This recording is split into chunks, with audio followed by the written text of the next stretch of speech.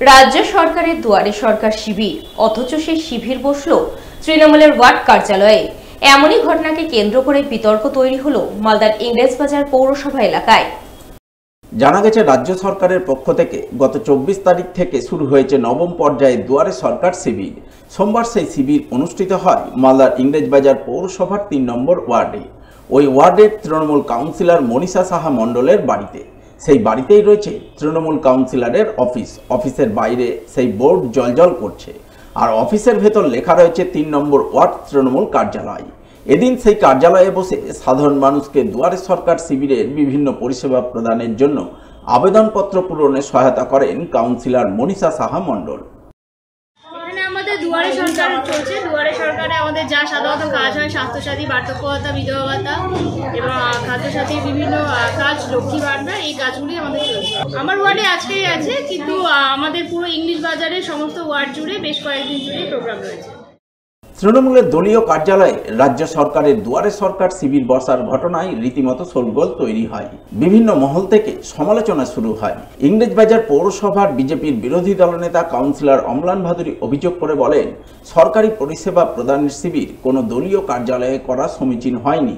এই বিষয়টি তারা পৌরসভার বোর্ড মিটিংয়ে তুলবেন। যদিও বিষয়টিতে মোটেও আমল দিতে রাজি নন পৌরসভার চেয়ারম্যান কৃষ্ণেন্দু চৌধুরী। তার বক্তব্য, ওটা দলীয় কার্যালয় নয়, কাউন্সিলরের অফিস। সেই অফিস থেকে যে কেউ পরিষেবা নিতে পারেন। একজন নিজের বাড়িতে, নিজের অফিসে দুয়ারে সরকারের শিডিউল দেওয়া হয়েছে, এটা মনে হয় আইনগতভাবে করা ঠিক নয়। কারণ একজন কাউন্সিলর সবার কাউন্সিলর, সেটা বিজেপি হতে পারে, সেটা তৃণমূল হতে পারে, কংগ্রেস হতে পারে, সিপিএম হতে পারে, বা কোনো পার্টি না করতে পারে। অনেক সময় পার্টির ছায়াযুক্ত জায়গায় যেতে চায় না, তো স্বাভাবিকভাবে এটা একটা নিউট্রাল জায়গা, স্কুল বা এরকম কোনো একটা নিউট্রাল জায়গায় করা উচিত। কেন এটা করেছে আমি বুঝতে পারছি না, তবে এটা সম্বন্ধে আমরা চেয়ারম্যানকে বিওসি মিটিংয়ে আমরা বলবো যে এরকম ঘটনা যাতে না ঘটে। আমার বাড়ি খালি আছে, আমি থাকি না, তো ওইটা করবে না, সবাই আসবে, সবাই দলীয় ওইটা দলীয় কার্যালয় না, কাউন্সিলর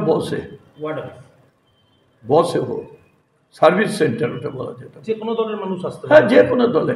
আমার অফিসে আমার যে কোনো দলের লোকরা আসছে না, সার্টিফিকেট নিচ্ছে না, আমার রেকমেন্ড করছে না, করছে হাসপাতাল যাওয়ার জন্য বলছে না, করে দিই আমরা। আমি যখন জিতবো তখন সব দলের, যতক্ষণ জিতেনি তখন একটা দলের। যদিও এই বিষয়ে অভিযোগ পেয়ে জেলা শাসক দলীয় কার্যালয় থেকে দুয়ারে সরকার শিবির মালঞ্চপল্লী স্কুলে স্থানান্তরিত করার নির্দেশ দেন বলে জানা গেছে। সোমবার রাজ্য সরকারের নবম পর্যায়ে দুয়ারে সরকার শিবির অনুষ্ঠিত হয় মালদার কালিয়াচক 2 নম্বর ব্লকের পঞ্চানন্দপুর 2 নম্বর গ্রাম পঞ্চায়েত এলাকায়। এদিন ওই পঞ্চায়েতের উত্তর পঞ্চানন্দপুর জ্ঞান ভারতী মাঠে দুয়ারে সরকার শিবির বসে। শিবিরে বিভিন্ন সরকারি দপ্তরের কর্মীরা রাজ্য সরকারের মোট 37টি প্রকল্পের সুবিধা প্রদানের জন্য আবেদনপত্র প্রদান ও জমা নেওয়ার কাজ করেন। শিবিরের কাজকর্ম তদারকি করেন কালিয়াচক 2 নম্বর পঞ্চায়েত সমিতির সভাপতি অঞ্জলি মণ্ডল, পঞ্চানন্দপুর 2 নম্বর গ্রাম পঞ্চায়েত প্রধান টিঙ্কু ঘোষ সহ অন্যান্যরা।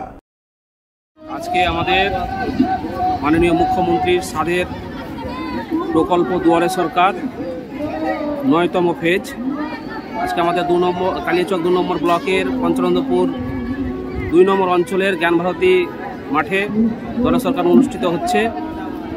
এই দুয়ারে সরকারের মাধ্যমে জনসাধারণ 27টা প্রকল্পের সুবিধা পেয়ে থাকে, যেমন লক্ষ্মীর ভাণ্ডার, স্বাস্থ্যসাথী কার্ড, বার্ধক্য ভাতা, বিধবা ভাতা, কৃষক বন্ধু, কিষাণ ক্রেডিট কার্ড, বিভিন্ন রকম সুযোগ সুবিধা পেয়ে থাকে। এতে করে মানুষ প্রচুর সুবিধা পাচ্ছে। দারুণ প্রকল্প এটা, এবং আমি সংবাদ মাধ্যমের মাধ্যমে সকলকে বলতে চাই, আপনারা আসুন সকলে মিলে এই দুয়ারে সরকার ক্যাম্পে এবং সরকারের সুযোগ সুবিধা উপভোগ করুন। এদিকে নব পর্যায়ে দুয়ারে সরকার শিবির নিয়ে সোমবার সাংবাদিকদের মুখোমুখি হয়ে শিবির সংক্রান্ত নানান তথ্য তুলে ধরেন জেলাশাসক নিতিন সিংহানিয়া। দুয়ারে সরকার ফেজ 9 24শে জানুয়ারি 2025 থেকে 1 ফেব্রুয়ারি 2025 চালু হয়েছে, এবং এখানে 37 স্কিমস অফ 18 ডিপার্টমেন্টস নিয়ে আমাদের পুরো রাজ্যে বিভিন্ন সব জেলাতেই ক্যাম্পস হচ্ছে। মালদা জেলায় মোট 4074টা ক্যাম্পস ইতিমধ্যেই শিডিউল করা হয়েছে, এবং 24 তারিখ থেকে বিভিন্ন জায়গায় ডেইলি বেসিসে অ্যারাউন্ড 400 to 500 ক্যাম্পস হচ্ছে। এখন অবধি যতগুলো ফেজ অফ দুয়ারে সরকার হয়েছে 1st to 9th, তার মধ্যে সবথেকে হাইয়েস্ট নাম্বার অফ ক্যাম্পস আমরা এই পার্টিকুলার ফেজে নিয়েছি। লাস্ট ফেজে 3870টা ক্যাম্প হয়েছিল মালদা জেলায়, এবার সেটা 4074টা ক্যাম্পস হচ্ছে।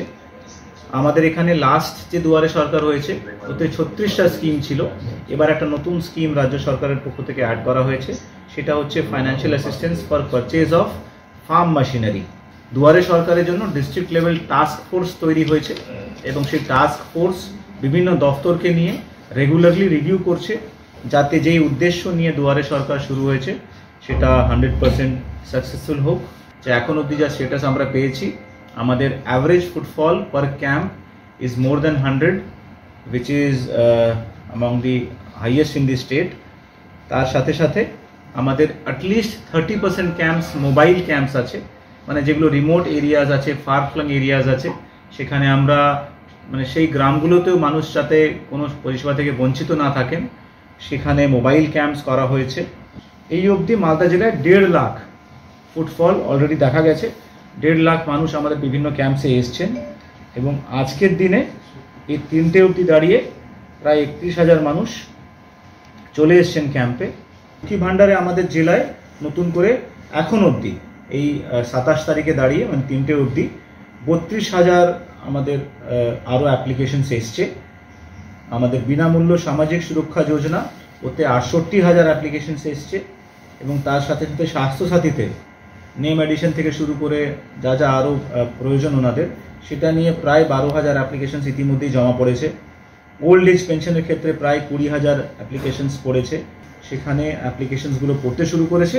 আমরা টাইমলি সেটাকে প্রসেস করে যেভাবে টাইমলাইন্স আমাদের দেওয়া হয়েছে 28 ফেব্রুয়ারির মধ্যে আমাদের বলা হয়েছে disposal of all the applications, সেটা আমরা এনশিওর করব। আবাস যোজনার প্রথম কিস্তির টাকার দাবিতে মালদার রতুয়া 1 নম্বর ব্লক দপ্তরে বিক্ষোভ। সোমবার বিক্ষোভ দেখালেন রতুয়া 1 নম্বর ব্লকের বাহারাল গ্রাম পঞ্চায়েত এলাকার উপভোক্তারা। বিক্ষোভকারী উপভোক্তাদের অভিযোগ, মুখ্যমন্ত্রী মমতা বন্দ্যোপাধ্যায় বাংলার আবাস যোজনার প্রথম কিস্তির টাকা ছেড়ে দিয়েছেন। বিভিন্ন ব্লকের উপভোক্তারা প্রথম কিস্তির টাকা পেয়েছেন।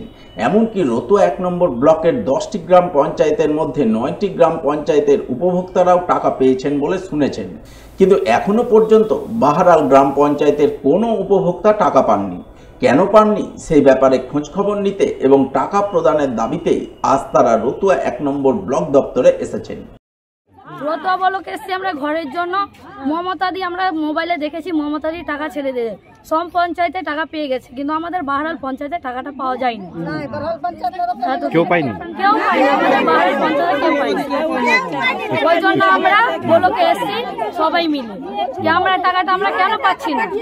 মমতাদিরও টাকা ছেড়ে দিয়েছে, আমাদের ভালোর জন্যই তো ছেড়েছে মমতাদি টাকাটা, গরিব দুঃখীদের সাহায্য করেছে, আমরা টাকাটা কেন পাচ্ছি না। ওই জন্য আমরা সবাই মিলে পঞ্চায়েত বাহারাল পঞ্চায়েতে যতটা আমাদের পাইনি টাকা অতটা লোক আমরা রতুয়া ব্লকে এসেছি বিডিওর কাছে, বিডিও স্যারের কাছে এসেছি কি আমাদের কেন টাকাটা অ্যাকাউন্টে ঢুকছে না। ওই জন্য আমাদের দিদি আমাদের ভালো করেছে, আজকেও ভালো করেছে, কালকেও করেছে, ভবিষ্যতেও করবে ভালো আমাদের। তো আজকে আমরা টাকা পাচ্ছি না কেন এখান থেকে, আমরা ওই জন্য সবাই 10 জন মিলে আমরা এখানে এসেছি। এই বিষয়ে রতুয়া 1 নম্বর ব্লকের বিডিও রাকেশ টপ্পর সঙ্গে যোগাযোগ করা হলে তিনি জানান, ধাপে ধাপে প্রথম কিস্তির টাকা ছাড়া হচ্ছে। আগামী 2 সপ্তাহের মধ্যে বাহারাল গ্রাম পঞ্চায়েত এলাকার উপভোক্তাদের টাকা ছাড়া হবে।